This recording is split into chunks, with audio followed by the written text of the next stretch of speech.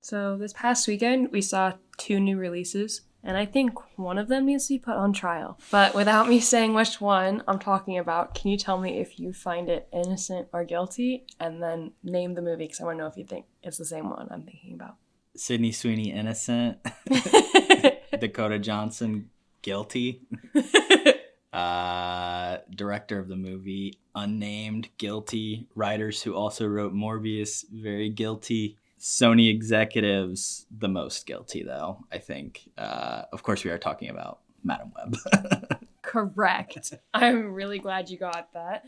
Bob Marley, I mean... No, I think it gets acquitted, but it's a tie. Guilty of doing nothing new and playing literally the hits. Yeah, that's true. But ultimately... Not offensive. No, didn't make me want to walk out of the theater. Do you think I could change your mind about Madam Web? Yeah, let me go see it a couple more times.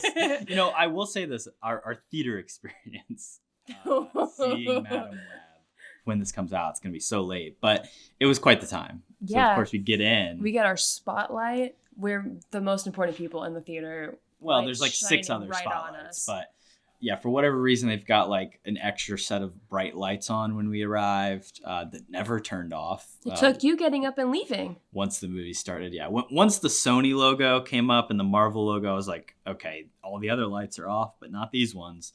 Guess it's time to get up and walk to the very front, because of course our theater's all the way in the back. Tell a guy and then him be like, oh, I'll go say something to my manager. I was like, sick. Okay, the movie's playing. And then I come back, sit down, and what happens? Some lady comes up to me, and we're sitting on the end, so I'm the last seat in the row, and she asks me how long the movie... As the movie's playing. Yeah. She goes, how long has the movie been playing for? And I didn't really understand what she said because she scared the shit out of me. I was not expecting it first to come to me. She's so like, it took you. Excuse me? It took you answering her for me to understand what she even asked. And the answer was like 5 minutes. Yeah, I mean, sit your ass down. It had just started. Obviously, I'd had time to like run to the front and back and tell the guy about the bright light, and the light had turned off at that point. So it was a massive jump a couple scare. Minutes later. But I mean, her mom was researching spiders in the Amazon, and we're getting interrupted. It's pivotal plot. I needed to know what devices. happened. I needed to know what was going on. And now I don't know what's happening. Not good at all. However, all of these points would not make me change my mind about this movie being guilty, unlike what happens in the room in the movie we're talking about today. This is MK300. I'm Nina. And I'm Korbin. And we are tackling our watch list of 300 specially curated movies one at a time and talking about them. And today, we're talking about 12 Angry Men. On the point of that knife, a man's life is at stake. I'm just saying it's possible. And I say it's not possible. I want you to watch this because I don't want to have to do it again. I'll make myself about 6 or 7 inches shorter, okay? It's about right, maybe a little more. Okay, a little more.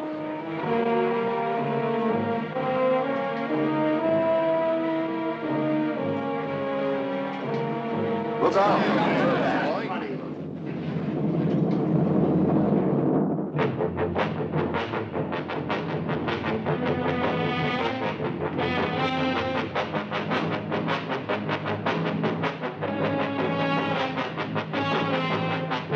Here's what I think happened.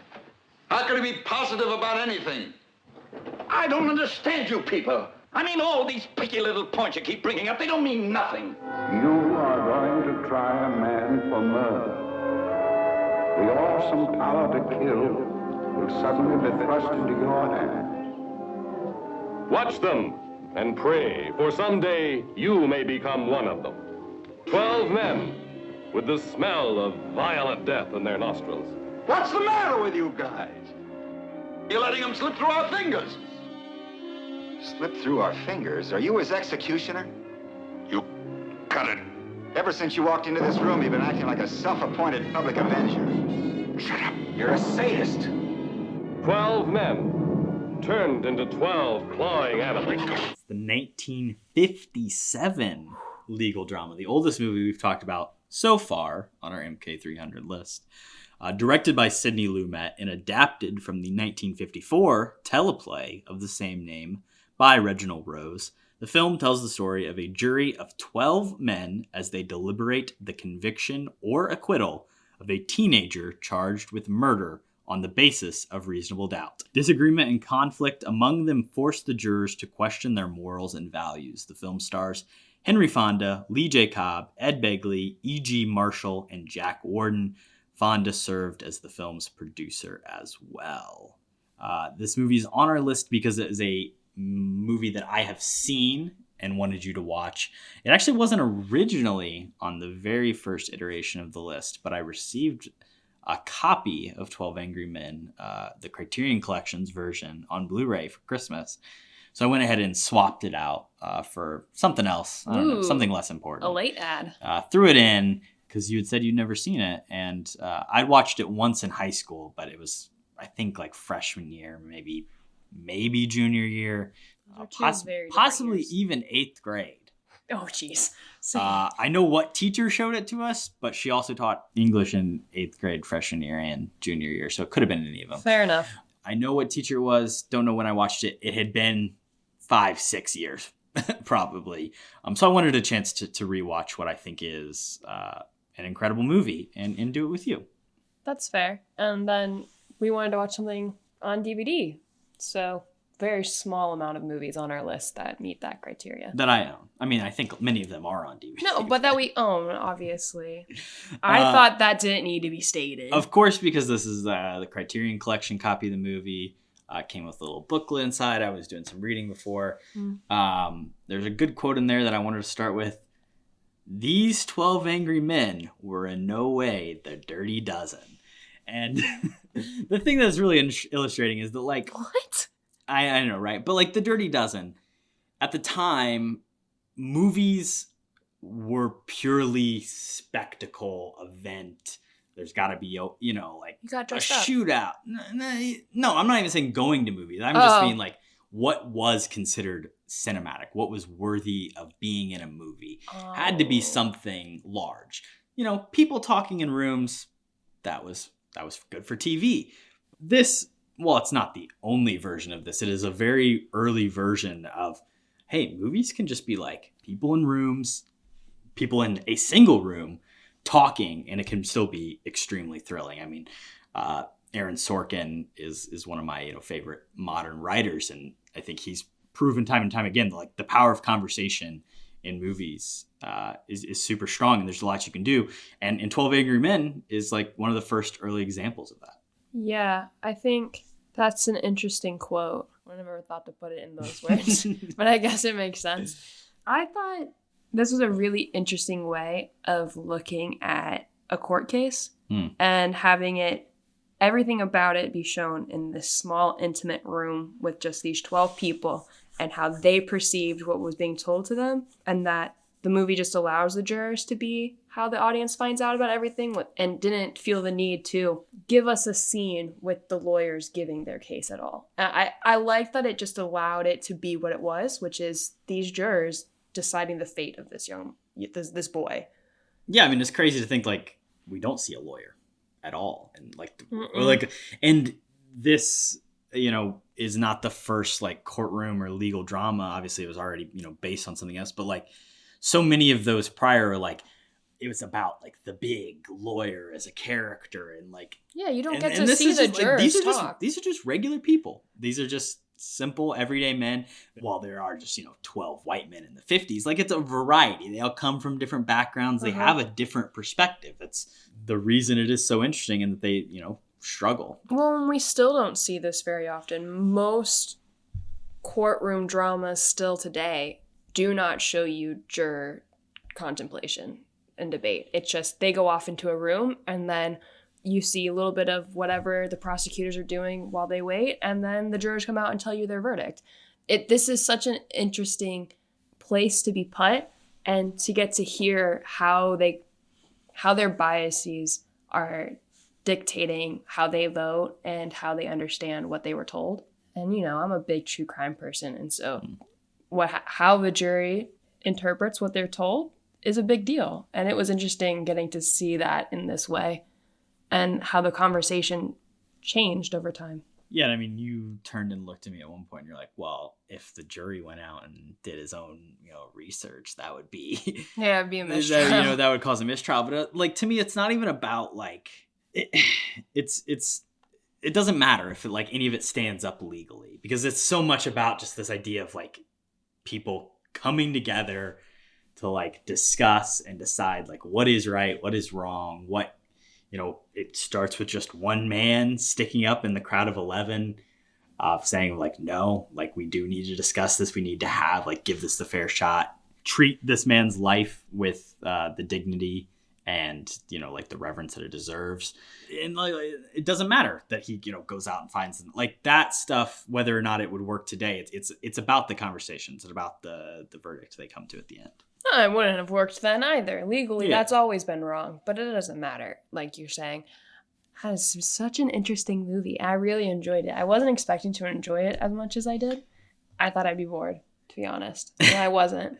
Well, that's the thing. For a 50, I mean, it's 90 minutes. It's tight. It knows to not overdo it or anything, but it is very enthralling. It doesn't bore you at all, despite people talking. No, and one of the main things I thought was really interesting is how they don't specifically state the ethnicity or race of the defendant. You see him very briefly on screen, but it's a black and white movie. You really can't tell that much about a person's ethnicity in a black and white movie. You kind of can, but it's not 100%. But I think allowing it to interpretation allows it to age really well, where it's still relevant. It's not dating itself to fit a certain issue. It's just people can have extreme biases and hates towards groups of people, and that's gonna impact their voting. Yeah, I mean, it's incredibly timeless, despite despite the fact that it is, I mean, you're a woman watching, it is 12 men in a room. It still just feels they're just people. It's irrelevant. This movie, as we said, is directed by Sidney Lumet. I don't know if you've seen any of his other movies, but just a couple of them. Dog Day Afternoon, Serpico, Network, The Verdict. I'm sure you've heard of some of them. He will pop up on this list again. But the craziest thing of it all is this is his directorial debut. This is his first feature-length film. Wait, this is his first? Yes. And Holy he would go on shit. I mean, like I said, he would go on. He directed, I think, 40 movies over his career. He had a very successful career. This is probably his masterpiece that a lot of people always come back to. I mean, it's considered by many to be one of the greatest films of all time. Well, to get it right on the first try. But yeah, it's insane. That's amazing. And of course, this is again, this movie comes out in 1957. Sidney Lumet is an American Jew who grew up poor. He's seen World War II happen. He's seen the Holocaust happen. He's also experienced the Hollywood blacklist that's happening in the 50s. His name was listed on the blacklist. He was able to prove that was false and get out of it before and go on to have a successful career. But this is a guy who has seen the ways that prejudice can drastically affect people in community, and then he's using it to kind of make a cultural statement about America in the 50s. And it's really powerful. And, it's not the last time his films would, make cultural statements or societal statements, but I think it's an extremely powerful one. And I think it's always cool to see the experiences of a filmmaker, the time and place, and the way that that's going to affect the things that you say in a movie. This is before the 60s. It's coming, I think that ahead of the civil rights movement. That probably explains to me the direction the movie takes. It very easily could have done the reverse, where 11 people think he's innocent and are convinced guilty.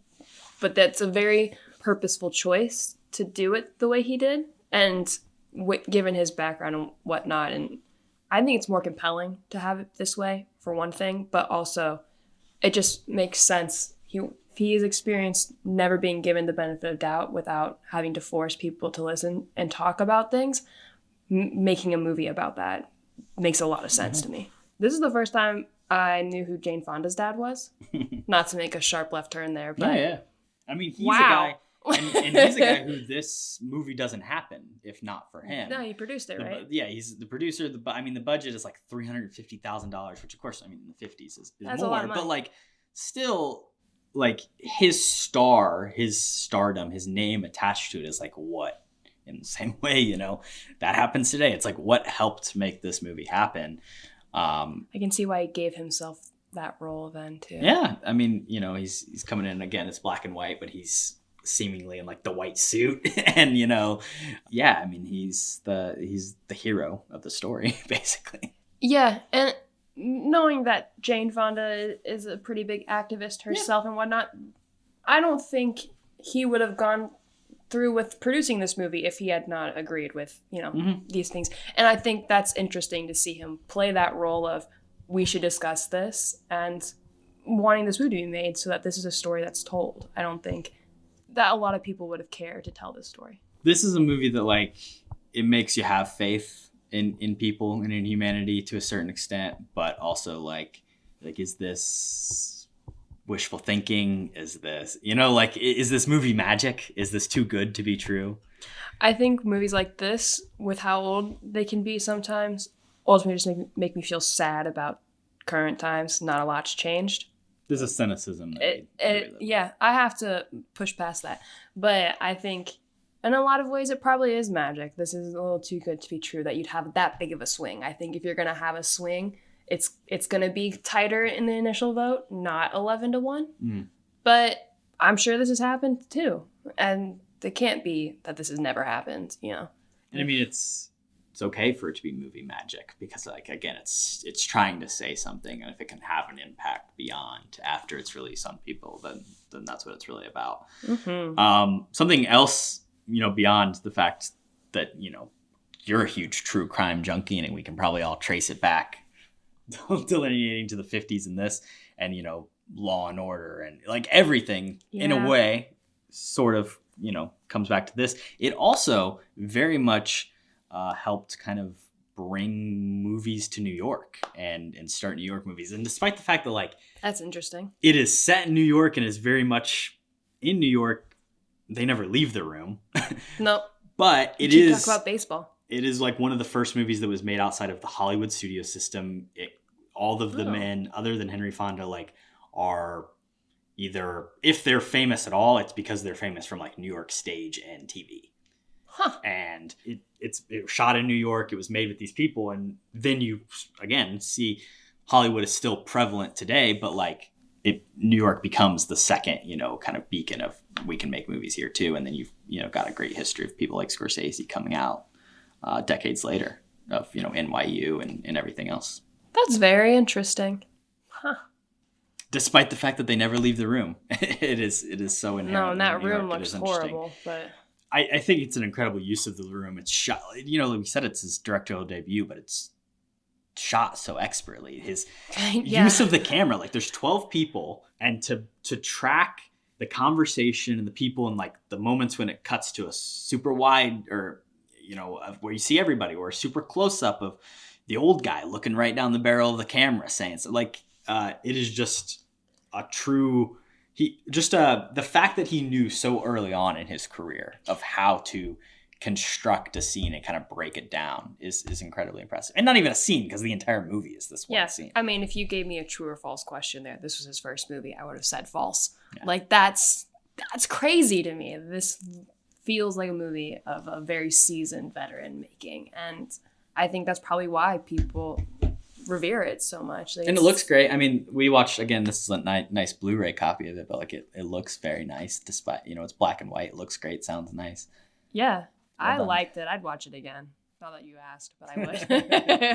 Is it a good date movie? For crime junkies? Absolutely. I don't know. It is, but it's also, I don't know. It's a lot of men in a room. But what movies aren't these days? Yeah. Yeah, I think it's a good one. It's okay to watch black and white movies. You can have a good time with a date. I like black and white movies. Thank you for listening to this one. If you want to get into older movies, 12 Angry Men is definitely a great place to start. Would because recommend. It feels very modern. And we'll catch you in the next one. Bye. Thanks for listening to the episode. You can follow the rest of our happenings over here at Cody and Korbin Have a Podcast on Instagram, Twitter, and TikTok at Cap Podcasts, KHAPODCAST. Please follow us on Spotify, give us a rating, subscribe to our YouTube channel, and follow along for more.